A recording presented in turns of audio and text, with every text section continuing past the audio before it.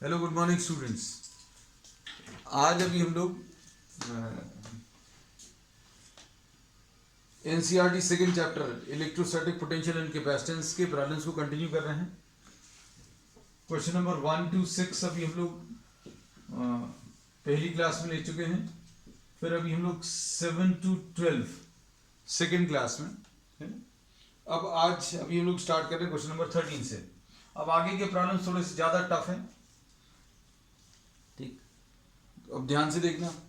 A cube each of side B, एक cube दिया हुआ है जिसका हर साइड बी है।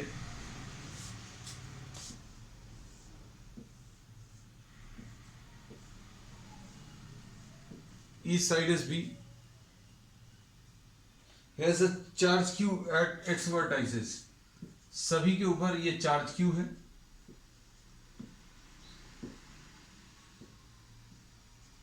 अब इसके बाद इसमें इन्होंने क्या बोला, determine the potential and electric field due to this charge at the centre of the cube. आपको जो कैलकुलेट करना है potential and electric field. Question जो है उसमें क्या दिया, वो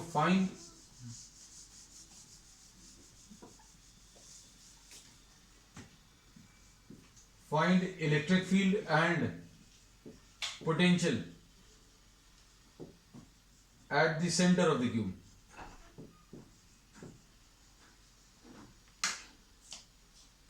अब पोटेंशियल अगर आपको कैलकुलेट करना है तो सबसे पहली चीज तो ये समझिए, सपोज इसको अभी हम लोगों ने कुछ नाम दे दिया A B, suppose this is C and this is D. Lower जो सरफेस है ए बी सी डी, और उसके बाद अपर वाले को ई नहीं दे रहे, एफ जी एच और आई। ठीक है, इन पॉइंट्स को अभी हम लोगों ने नाम दे दिए। अब क्या करें, सेंटर की बात अगर करें, सपोज द सेंटर इज ओ, तो अब हम लोगों को डायगोनल निकालना पड़ेगा। डायगोनल की length of the diagonal, length of diagonal will be under root of B square plus B square plus B square. किसी क्यूबॉइड की डायगोनल की length under root of L square plus B square plus H square होता है, length square plus breadth square plus height square, ऐसा कुछ होता है। लेकिन क्यूब में तीनों इक्वल हैं, ये भी बी है, ये भी बी है, और ये सारे साइड जो है बी है। तो इसको अगर आप सिंप्लीफाई करें तो ये आ जाएगा 3b स्क्वायर, यानी b रूट 3 है, ऐसा कुछ आ जाएगा है?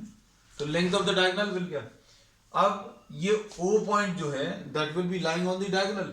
डायगोनल इसकी कौन सी रहेंगी, ये निकालने का तरीका क्या रहेगा, कोई भी एक कॉर्नर ले लो। अगर वो आपने नीचे वाले सरफेस का कॉर्नर लिया है तो अपर वाले सरफेस पर चले जाओ। ये नीचे वाला surface A B C D है, और ऊपर वाला सरफेस क्या आ जाएगा, एफ जी एच आई। उसमें ऊपर वाले सरफेस में ये दूसरा वाला कॉर्नर, तो ये डायगोनल इसका क्या आ जाएगा, ए एच, एक डायगोनल आ जाएगा। और अगर आप देखें, और डायगोनल अगर आपको देखना तो कैसे मिलेगा, अगर बी देख रहे हैं, देखने का तरीका, ये चीज अच्छे से क्लियर कर लेना बेटा। इसमें अगर आपने ये पॉइंट बी पॉइंट ये वाला ले लिया, तो ऊपर वाले पर कौन सा लेना पड़ेगा, ऊपर वाले में आपको ये आई पॉइंट लेना पड़ेगा। डायगोनल्स अगर देखने हैं तो डायगोनल्स देखने का तरीका क्लियर रहना चाहिए, क्योंकि ये इंपॉर्टेंट है। तो ये डायगोनल्स अभी हम लोग बता सकते हैं। और ओ जो है, O is the mid point of the diagonals, O is the mid point of the diagonals. ठीक है, तो ये चीज क्लियर कर लेना। तो अब हम लोग इसमें क्या कह सकते हैं कि जो ओ पॉइंट है वो सारे वर्टेक्स से सेम डिस्टेंस पर है। मतलब क्या है, ओ का ए से डिस्टेंस, ओ का बी से डिस्टेंस, ओ का सी से और ओ का डी से distance will be equal to OF, will be equal to OG, will be equal to OH, will be equal to OI। ये सारे डिस्टेंसेस बराबर होंगे। मतलब centre of the cube will be lying at same distances from all the vertices. सारे vertex से distance कितना आ जाएगा, डायगोनल का आधा, और डायगोनल कितना है, b रूट 3 डिवाइडेड बाय 2। तो ये तो हो गया वो वाला पार्ट जो ज्योमेट्री से रिलेटेड है। अब हम लोग आ जाए फिजिक्स वाले पार्ट पर कि भाई पोटेंशियल आपको बताना है। Potential potential at the point O will be equal to potential at the point O due to A, O पर ए के कारण, और potential at O due to B, B के कारण, potential at O due to C, O पर C के कारण, और potential at O due to D, potential at O due to F, plus potential at O due to जी,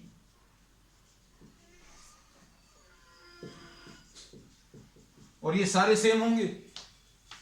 सारे same क्यों होंगे बेटा? रीजन क्या है? क्योंकि इन सभी में चार्ज देखो, पोटेंशियल किसके ऊपर डिपेंड करता है? Q upon 4πε0r। तो आप देखो सभी चार्जेस सेम हैं और सभी चार्जेस का डिस्टेंस O से सेम है। हमने क्या बोला? सारे चार्जेस सेम हैं और सारे चार्जेस का O से डिस्टेंस ये सेम है। तो अब हम लोग क्या बोलेंगे? ये अगर आप इसको एक वैल्यू निकाल लें, एक वैल्यू को अगर 8 बार ऐड करेंगे तो 8 टाइम्स हो जाएगा, तो 8 लिख देना है ना। 8 इंटू Q अपॉन 4πε0 डिस्टेंस लेना है। तो डिस्टेंस आपको जो लेना, ओ ए लिख लो, ओ बी लिख लो, या जो भी डिस्टेंस लिखना वो लिख लो। ओ ए लिख दिया, ठीक। तो ये प्रॉब्लम अब है बहुत सिंपल, सिर्फ आपको डायग्राम बनाने में, विजुअलाइज कराने में थोड़ा सा समय लगा। Potential at the point O will be equal to 8Q upon 4πε0। O A की वैल्यू कितनी आ जाएगी? ओ ए की वैल्यू डायगोनल का आधा, मतलब b√3/2। तो ये आंसर आ गया, है ना। तो ये आंसर सॉल्व करने पर कितना आ जाएगा बेटा? ये 2 ऊपर चला जाएगा, तो ये कितना आ जाएगा? 16Q upon 4πε0 b√3। This will be the potential at point O, ठीक है। और अगर आपको इसको सिंप्लीफाई करना तो एक आध 4, ये 4 कैंसिल हो जाएगा, बस ये इसका आंसर आ जाएगा। अब इसमें इन्होंने और आगे क्या बोला है? इसमें इन्होंने इलेक्ट्रिक फील्ड निकालने को बोली है। इलेक्ट्रिक फील्ड और ज्यादा आसान है। इलेक्ट्रिक फील्ड का जो मैग्नीट्यूड है बेटा, अच्छे सुनना, इलेक्ट्रिक फील्ड का जो मैग्नीट्यूड है वो फिर से सेम होगा, क्योंकि इलेक्ट्रिक फील्ड किसके ऊपर डिपेंड करेगी? इलेक्ट्रिक फील्ड जो है इसका फॉर्मूला होता है Q अपॉन 4πε0 r²। अब इसमें फिर से क्या बोलेंगे? इलेक्ट्रिक फील्ड जो है चार्ज के ऊपर डिपेंड कर रही है, तो सारे चार्ज सेम है, सारे के सारे चार्ज सेम है, और सारे चार्जेस का O पॉइंट से डिस्टेंस सेम है। तो अगर मैग्नीट्यूड अकेले की बात करें तो magnitude of electric field at O due to all charges is same. सारे चार्जेस के कारण, इसके कारण यहां पर निकालोगे, जैसे सपोज फॉर एग्जांपल EOA अगर आपने निकाला तो कितना आ जाएगा? Electric field at O due to charge at A, O point पर A चार्ज के कारण कितना आएगा? Q upon 4πε0। डिस्टेंस लेते थे, अब डिस्टेंस का स्क्वायर आ जाएगा, बस इतना सा चेंज आएगा, b√3/2 का होल स्क्वायर, है ना। ऐसा कुछ आएगा एक के कारण। अब इसमें ये सारी वैल्यू जो है बराबर है, मतलब अगर आप EOB देखें, EOC देखें, EOD, EOH, पहले F है, फिर EOH और EOG और EOI, ये सारे बराबर हैं, ठीक। अब इसमें फिर नेट इलेक्ट्रिक फील्ड निकालनी है, तो पोटेंशियल तो एक स्केलर क्वांटिटी थी, तो पोटेंशियल स्केलर क्वांटिटी थी, तो आपको क्या करना था? पोटेंशियल निकाल के सारे ऐड कर लीजिए। अब इलेक्ट्रिक फील्ड क्या है? इलेक्ट्रिक फील्ड एक वेक्टर क्वांटिटी है ना, तो आपको ये वेक्टोरियली ऐड करने पड़ेंगे। अब वेक्टोरियली ऐड करने के लिए अब इस बात को अच्छे से समझना, क्या इस पॉइंट O पर इलेक्ट्रिक फील्ड जो है O पर ओ पर ए के कारण, ओ पॉइंट पर ए के कारण कैसी रहेगी, अवे फ्रॉम द पॉजिटिव। ये क्या आ गया, ई ओ ए। ओ पॉइंट पर ए के कारण electric field away from the positive होगा। आप सिर्फ वही दो चीजें देखना जो अभी हम आपको दिखा रहे हैं, और अगर आपको नहीं ऐसा दिख पा रहा है तो आप एक अलग से डायग्राम ले लो। ये भी हम ऐसा डायग्राम बना देते हैं।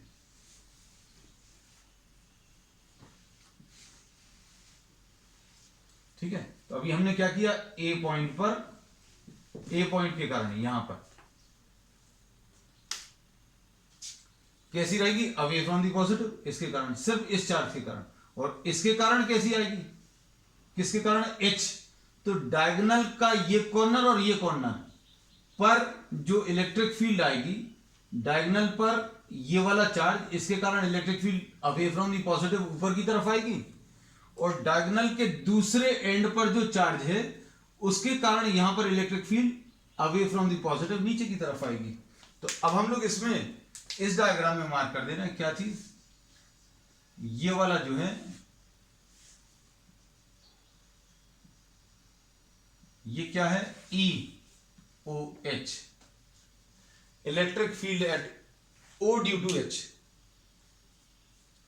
तो इसमें क्या पता चला, इसमें यह पता चला कि डायगोनल के दो ऑपोजिट कॉर्नर्स पर जो इलेक्ट्रिक फील्ड है, या सॉरी, डायगोनल के ऑपोजिट कॉर्नर्स पर जो चार्जेस हैं उनके कारण इलेक्ट्रिक फील्ड, उनके कारण इलेक्ट्रिक फील्ड ओ पॉइंट पर कैंसिल होगी। और किसी को अगर समझ में नहीं आता तो और ज्यादा आसान तरीका है, भैया ए बना लो और एच बना लो और ये पॉइंट ओ बना लो। अब तो आसान हो गया, ये एक डायगोनल भर बना के दिखाया है अभी हमने। ओ पॉइंट पर ए के कारण ई O A away from the positive ऐसा आएगा, और ओ पॉइंट पर एच के कारण अवे फ्रॉम दी पॉजिटिव नीचे की तरफ आएगा, ई ओ एच। तो डायगोनल के ऑपोजिट कॉर्नर्स पर जो दो चार्जेस हैं उनके कारण electric field at the point O will cancel the effect of each other. मतलब E O A is equal and opposite to, equal भी है और ऑपोजिट है टू ई ओ एच। तो इन दोनों के कारण इलेक्ट्रिक फील्ड कितनी आ जाएगी, जीरो आ जाएगी। अब बाकी के कारण ऐसे ही कह सकते हैं, और डायगोनल्स ले लो। कौन कौन से डायगोनल्स ले सकते हैं, you can take the other diagonals. कौन से दूसरे डायगोनल्स ले सकते हो आप, इसके बाद ए एच ले लिया, फिर इसी टाइप से आप बी आई ले सकते हो, बी आई, इस पर भी इलेक्ट्रिक फील्ड कैंसिल होगी। फिर उसके बाद सी एफ ले सकते हो, उसके बाद डी जी ले सकते हो। इन डायगोनल्स के ऊपर भी इलेक्ट्रिक फील्ड कैंसिल होगी। तो अभी हमने बोला इलेक्ट्रिक फील्ड, अब इसका एक सिंपल सा एक स्टेटमेंट अभी आप सॉल्यूशन में लिख सकते हैं एक करने के बाद, कि electric field due two charges which are placed on the opposite ends of the opposite ends of the diagonal will cancel the effect of each other at the center.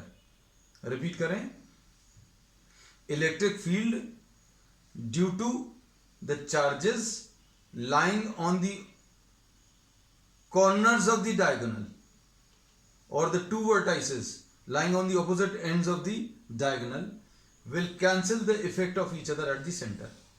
ठीक है, तो इसलिए नेट इलेक्ट्रिक फील्ड जो है zero आ जाएगी। ठीक है, तो ये था इसका सेकेंड पार्ट। ठीक है, अब इसमें क्वेश्चन जो है थोड़े थोड़े आगे जाकर बड़े होते जाएंगे। कैलकुलेशंस में बहुत ज़्यादा बड़े नहीं हैं, सिर्फ एक बार समझने में। जैसे अभी हमें हो सकता है 15 मिनट शायद इसको लग गए हों सॉल्व, मतलब समझाने में, लेकिन आप इसको खुद करेंगे, एक बार समझ में आ गया, hardly it will take 5 minutes, 5 minute से ज़्यादा का क्वेश्चन नहीं है ना। तो इसलिए ये सोच लेकर मत चलना, रहे क्वेश्चन बहुत बड़े बड़े, क्वेश्चंस बड़े नहीं हैं, सॉल्यूशन सिर्फ एक बार समझने में टफ है ना। अब इसके बाद ये देखो, ये भी एक और अच्छा क्वेश्चन है, क्वेश्चन नंबर 14 था। अब इसमें क्या दिया हुआ है, इसमें कैलकुलेशंस थोड़े से बड़े हैं I'll be leaving some calculations for you. कुछ two tiny spheres carrying charges, ये दो tiny spheres हैं, carry charges 1.5 microcoulombs and 2.5 microcoulombs.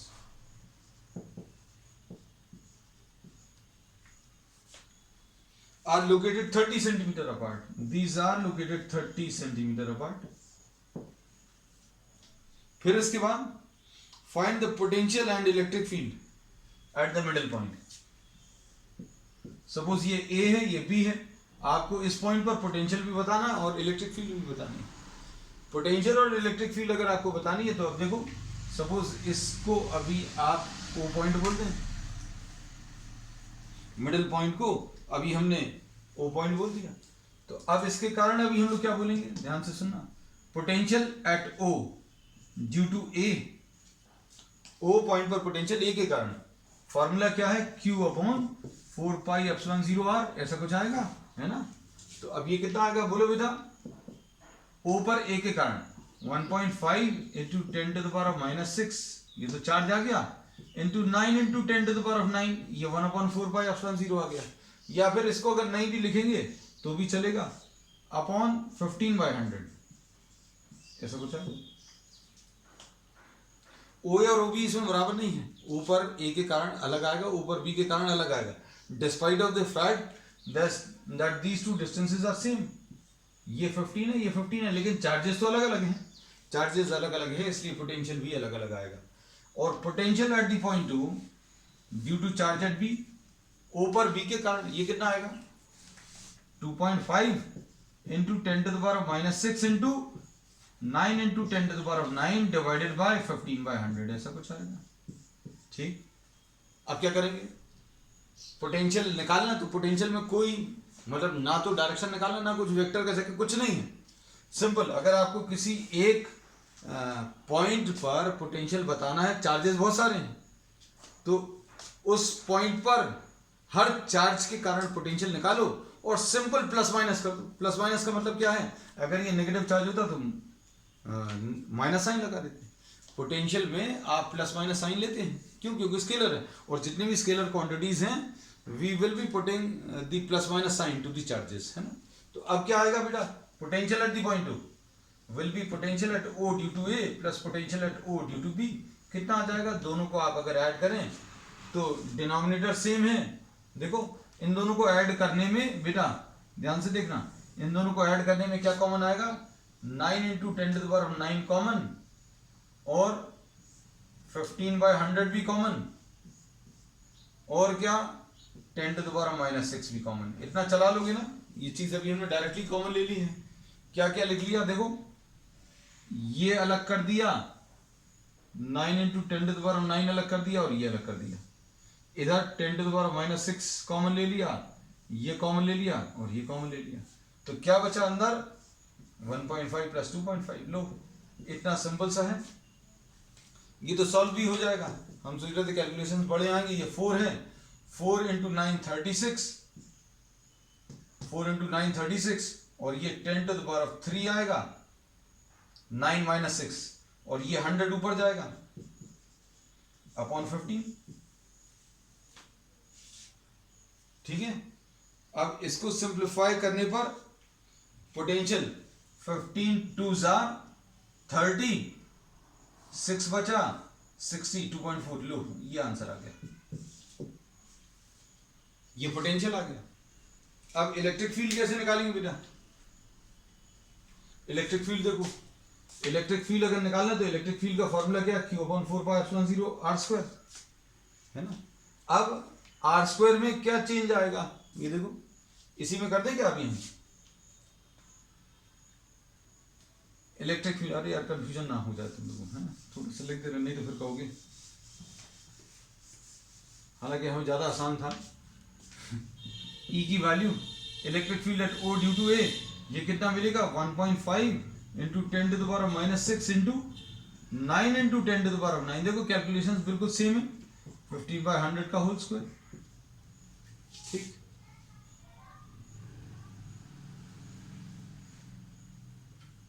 अब इसके बाद electric field at O due to B, ये कितना आ जाएगा 1.5 into 10⁻⁻6 into 9 into 10⁻9 divided by 15 by, ये 1.5 नहीं है बेटा, तुम लोगों ने क्या लिखवा दिया 2.5 इंटू 10⁻⁻6 से 4, हम भाई देखो गलती तुम लोगों के ऊपर कर दी, लिखा हम ही नहीं लिखवा दिया 2.5 इंटू 10⁻⁻6 इंटू 9 इंटू 10, ठीक है, कैलकुलेशन ही आ गए।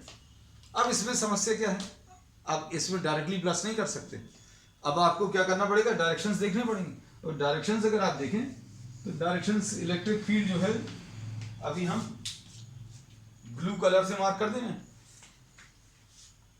इलेक्ट्रिक फील्ड O पर, इलेक्ट्रिक फील्ड O पर A के कारण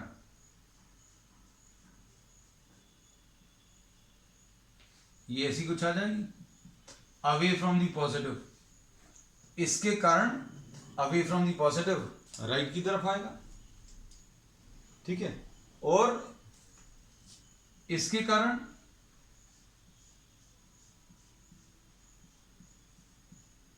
टुवर्ड्स द नेगेटिव लेफ्ट की तरफ आएगा। अब ये वाला जो वेक्टर है हमने ये वाला थोड़ा सा बड़ा बनाया है, ये थोड़ा सा बड़ा क्यों बनाया है, EOB थोड़ा सा बड़ा क्यों बनाया, क्योंकि ये बड़ा है,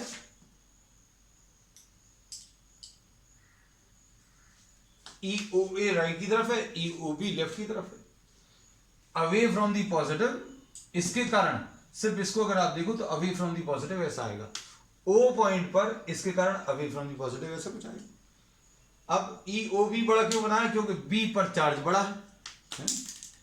तो अब दो वेक्टर्स आ गए, दो वेक्टर्स जब भी आ जाएं तो आपको वेक्टर कॉम्बिनेशन यूज करना, लेकिन वेक्टर्स में भी काम आसान तब हो जाता है जब दोनों वेक्टर्स एक ही लाइन में आ जाएं। अगर एक ही लाइन में एक ही डायरेक्शन में तो ऐड हो जाएंगे, मतलब फिर ये स्केलर जैसा हो जाएगा। स्केलर जैसा समझ में आती है बात, स्केलर में सिंपल प्लस माइनस करते हैं, बिल्कुल वैसे ही अगर दो वेक्टर्स को कंबाइन करना और वो दो वेक्टर्स एक ही लाइन में आ गए और दोनों एक ही डायरेक्शन में, तो दोनों प्लस हो जाएंगे। दोनों एक ही लाइन में लेकिन ऑपोजिट डायरेक्शन में, देखो एक लेफ्ट की तरफ एक राइट की तरफ, तो माइनस हो जाएंगे। तो electric field at point O will be equal to EOB minus EOA, ऐसा कुछ आएगा। और इसका डायरेक्शन कैसा आएगा, इसका डायरेक्शन लेफ्ट की तरफ आएगा। इस इलेक्ट्रिक फील्ड का डायरेक्शन कैसा आएगा, लेफ्ट की तरफ। लेफ्ट की तरफ यानी फ्रॉम 2.5 टू 1.5, ये लेफ्ट वाला डायरेक्शन ऐसा बता दे रहे हैं, 2.5 से 1.5 की तरफ। EOB कितना है और EOA कितना है, दोनों लिखे हुए हैं। अब सब्ट्रैक्ट करने में क्या चीज कॉमन ले लें बेटा, ये कॉमन निकल आया, ये कॉमन निकल आया, ठीक, 10⁻⁻6 कॉमन, क्या बचेगा, इधर लिख दे रहे हैं 10⁻⁻6 इंटू 9 इंटू 10⁻9 डिवाइडेड बाय 15/100 का होल स्क्वायर, और कुछ कॉमन। अब ये कितना आ जाएगा 2.5 माइनस 1.5, सिंप्लीफाई कर लो। अब सिंप्लीफाई करने में बेटा ये क्या आ जाएगा बताओ, 10⁻⁻6 लिखना था, देखो 10⁻⁻6, ठीक। अब कितना आ जाएगा बेटा, ये 9 इंटू 10⁻³ आया और 100 दो बार ऊपर आएगा तो 10⁻⁴ आ जाएगा, अपॉन 15 इंटू 15 आएगा और इंटू कितना 1, ऐसा कुछ आएगा। तो इलेक्ट्रिक फील्ड अगर आप निकालें तो इलेक्ट्रिक फील्ड निकाली जा सकती कैसे, ये 900/225, 900/225, 2 0 इधर ले लिए, इंटू 10⁵, लो भाई आसान हो गया।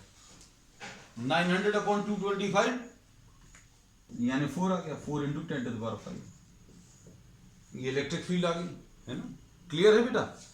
अब इसके बाद इलेक्ट्रिक फील्ड आ गई सेंटर पे। अब इसके बाद क्या है, एट अ पॉइंट 10 सेंटीमीटर, ये पार्ट टफ है, ये तो इजी था। अब देखो,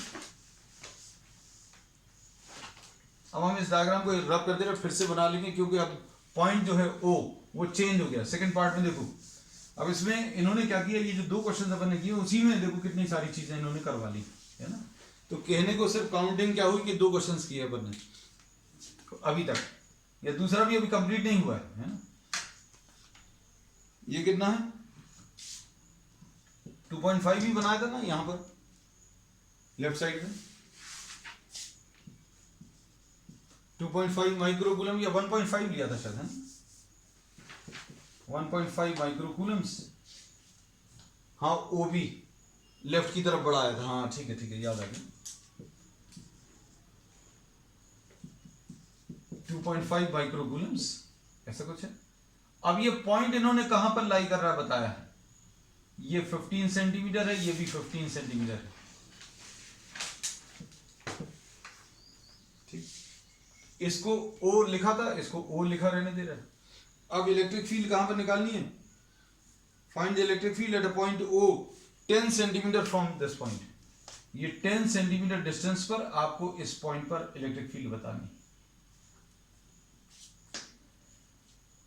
ठीक है बेटा। अब इलेक्ट्रिक फील्ड बतानी, और कुछ भी बताना है,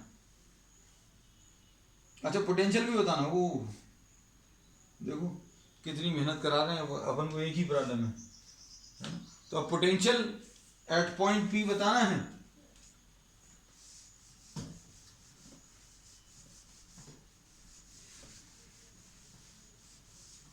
देखो potential at the point P will be potential at P due to A plus potential at P due to B.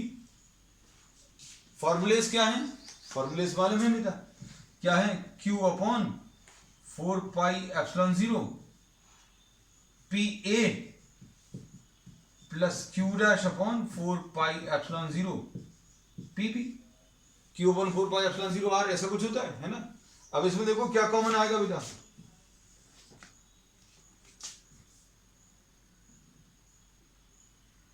अच्छा वैल्यूज रख दें पहले, है ना, वो ज्यादा अच्छा रहेगा। फिर कॉमन है 1.5 into 10 to the power minus 6 into 9 into 10 to the power 9। Q की वैल्यू रख ली 1/4 पाई एप्सिलॉन 0 की। अब पी ए बताओ बेटा कितना आएगा। पी ए में ये समस्या है, क्या समस्या है बेटा, देखो ये है अंडर रूट ऑफ 225 प्लस 100 है ना।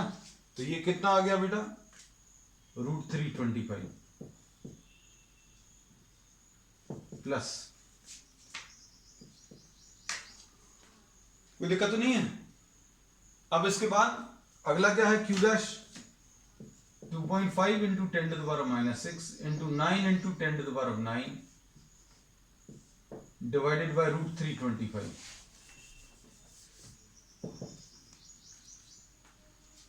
अब इसके बाद बताओ, ये 9 into 10 to the power 9 common, 10 to the power minus 6 common, √325 common, अंदर क्या बचेगा 1.5 प्लस 2.5 ऐसे कुछ आएगा, और तो नहीं कुछ, ठीक। अब इसके बाद ये आ जाएगा 9 इंटू 10 टू द पावर 3, ये 4 आ गया, √325। 18 का स्क्वायर कितना होता है बेटा, 324। तो हमें क्या करना है, एकदम एग्जैक्ट कैलकुलेशंस है ना। अब आंसर भी एनसीईआरटी वाले राउंड ऑफ करके दे देते हैं, 0.177 लिखा है तो 0.2 लिख देते हैं, है ना। अपन ने देखा था अभी किसी पिछले प्रॉब्लम में ऐसा कुछ आया है ना। तो सिंप्लीफाई कर लूं, आंसर कितना आ रहा है इसका,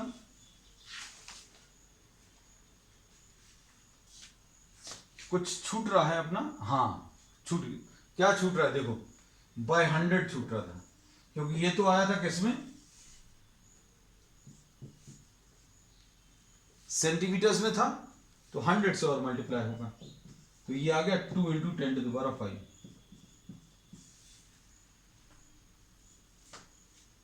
ठीक है, तो आंसर हमें लगता है यही दिया है, एग्जैक्ट यही है ना? अब अप्रोक्सीमेशन अपना काम कर गया। अब आ जाओ इलेक्ट्रिक फील्ड, अब यही है मेन पार्ट इसका, है ना? Electric field electric field O P point पर अगर आपको बतानी है तो कैसे पता चलेगा? देखो अब इसमें मतलब हम तुम लोग छोड़कर भाग भी नहीं सकते है ना, आपको पूरा कराना ही है। ठीक है, तो अब हम आपको रास्ता भर बता देंगे, चलना आपको है इसमें। Electric field at P due to charge at A कितना जाएगा बेटा? ये formula Q upon 4 pi epsilon 0 क्या आर स्क्वायर। अब ये कितना आएगा? 1.5 इंटू 10⁻⁻6 इंटू 9 इंटू 10⁻⁹ ऐसा कुछ है, डिवाइडेड बाय आर स्क्वायर। और आर स्क्वायर कितना आ जाएगा? √325।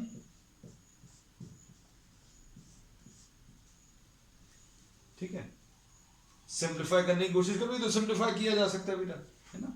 ये आसानी से सिंप्लीफाई हो जाएगा जब तक आप सिंप्लीफाई करो। बताओ, और अभी हम बता दें ये कितना आ जाएगा? 9 into 1.5 9 into 1.5 divided by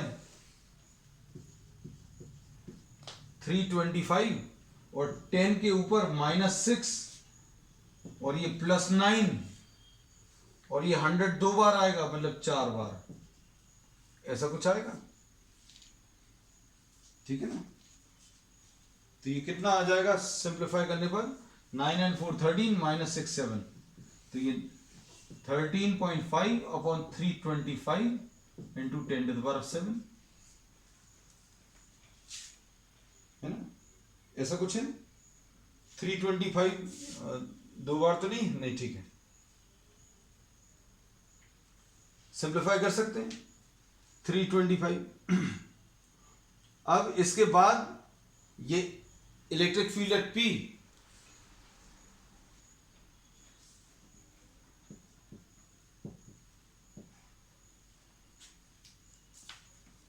electric field जो है at P due to B, ये कैलकुलेशंस अगर आपको मुश्किल लग रहा है तो ये मुश्किल नहीं है, क्योंकि मुश्किल तो अब स्टार्ट होने वाली है ना?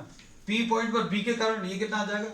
2.5 into 10⁻⁻6 into 9 into 10⁻⁹ divided by √325 by 100 का होल स्क्वायर।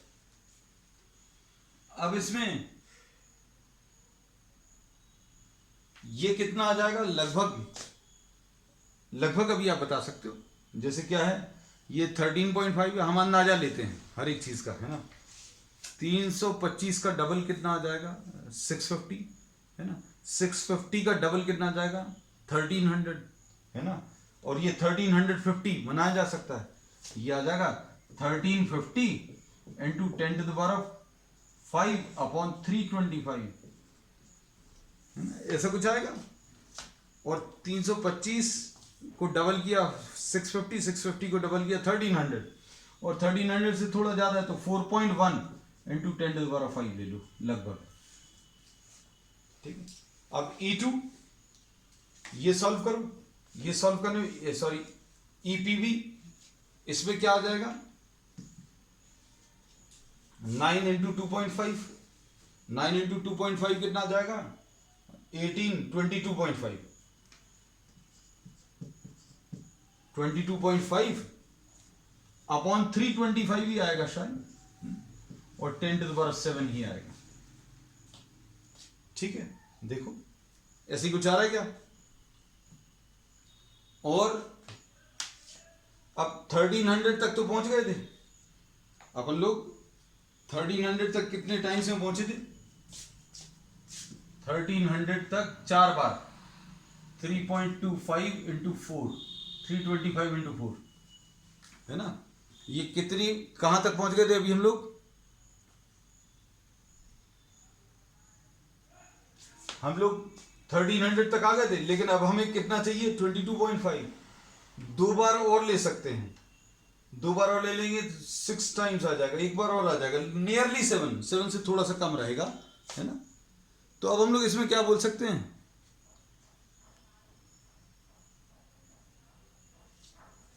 कि ये लगभग 7 के करीब, 7 से थोड़ा सा कम रहेगा, है ना। तो ये सपोज 6.9 इंटू 10⁵, ठीक है। तो अब ये कैलकुलेशन थोड़े से चेक कर लेना आप, हो सकता है शायद कुछ ऊपर नीचे हो, क्योंकि अभी हमें मेन चीज जो है वो आपको इस इलेक्ट्रिक फील्ड को कंबाइन कैसे करना है। P पर A के कारण अवे फ्रॉम दी पॉजिटिव ऐसा आएगा, P पर B के कारण अवे फ्रॉम दी पॉजिटिव ऐसा आएगा, EPA और EPB ऐसे कुछ मिलेंगे। अब EPA और EPB आने के बाद बेटा क्या करोगे, ये एंगल मालूम होना चाहिए। अगर आपको नेट इलेक्ट्रिक फील्ड P पर बतानी है तो कैसे मिलेगा, EPA square plus EPB square plus 2 EPA EPB cos theta, ठीक है।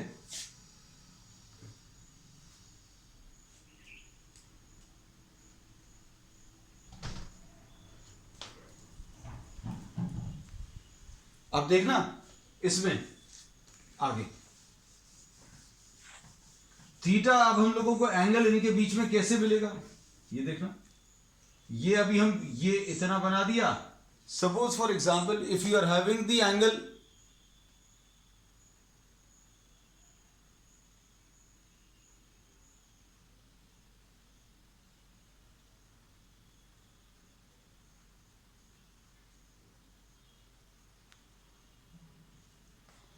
इसमें ये 15 है और ये वाला 10 है, सपोज ये थीटा है या θ/2 लिख ले रहा है।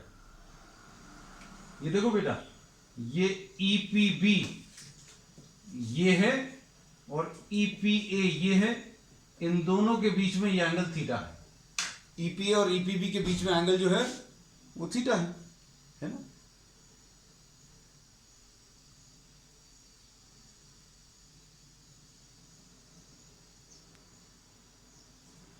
अब ये अगर थीटा है तो इसको θ/2 लिखेंगे, और tan θ/2 कैसे मिलेगा बेटा, tan θ/2 will be equal to 15/10, tan θ/2 will be equal to what, 15/10 यानी 1.5, ठीक है। तो ये अभी आप सिंप्लीफाई कर सकते हैं, और ये सिंप्लीफाई करने पर थीटा की वैल्यू, ये अभी हम वैल्यूज आपको डायरेक्टली दे रहे हैं। ये θ/2 की वैल्यू 56, θ/2 की वैल्यू 56 आएगी, जिससे थीटा की वैल्यू 112 डिग्रीज आ जाएगी। ये 112 डिग्री जो है, this will be the angle between EPA and EPB। EPA और EPB के बीच में जो एंगल थीटा है, ये थीटा मार्क किया तो ये पूरा एंगल थीटा आएगा, फिर इसका आधा एंगल θ/2 निकाल लिया, और θ/2 ये अभी हमने बोला, ये कैलकुलेशंस आप चेक कर लेना, हो सकता है कुछ कम ज्यादा हो, है ना।